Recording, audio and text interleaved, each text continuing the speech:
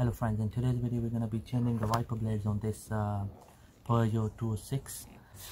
This particular car takes two 21-inch wipers, left and right. They both are same size, 21-inch, so just going to crack on with it.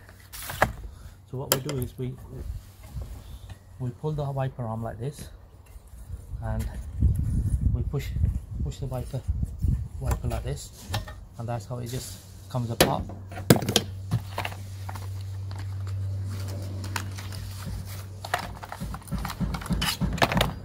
There we go, that's our new wiper.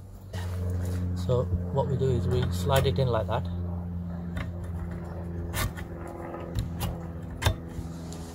and we're gonna push it in, and there we go, that's fully locked. That's the right hand side done. So now we're gonna do the left hand side one.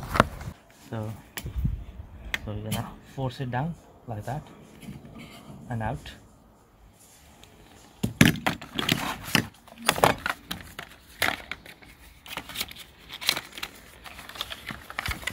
Okay, so it's 21-inch again, same thing.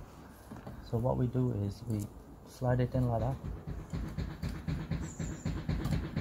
and then push it up, and this is where it locks in.